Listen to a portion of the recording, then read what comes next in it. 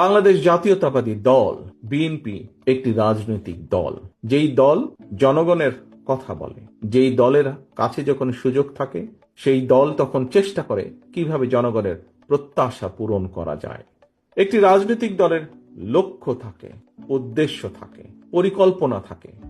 একটি গণতান্ত্রিক বিশ্বে একটি রাজনৈতিক দলের পরিকল্পনাকে যদি সফল করতে হয় তাহলে সবচাইতে উত্তম পন্থা হচ্ছে ভোটের মাধ্যমে জনগণের সমর্থন নিয়ে সরকার গঠনের মাধ্যমে সেই পরিকল্পনাগুলোকে বাস্তবায়ন করা।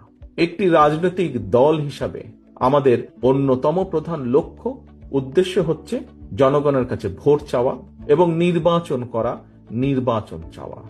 আজকে আমরা দেখছি কিছু সংখ্যক লোক, কিছু সংখ্যক ব্যক্তি বা কিছু সংখ্যক সংগঠন হঠাৎ করে বলছে, কথায় কথায় বলে ওঠে যে বিএনপি শুধু নির্বাচন চায়, বিএনপি নির্বাচন ছাড়া কিছু বোঝে না।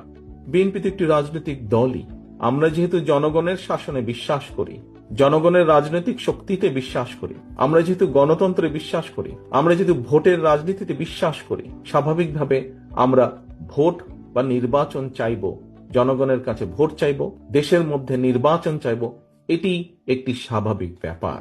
একটি স্বাভাবিক ব্যাপারকে কেন কিছু সংখ্যক লোক অস্বাভাবিক ব্যাপারে পরিণত করতে চাইছে সেটি আমাদেরকে চিন্তা করে দেখতে হবে। এখানে কি অন্য কোনো লক্ষ্য বা উদ্দেশ্য কারো আছে কিনা সেটি আমাদেরকে ভেবে দেখতে হবে।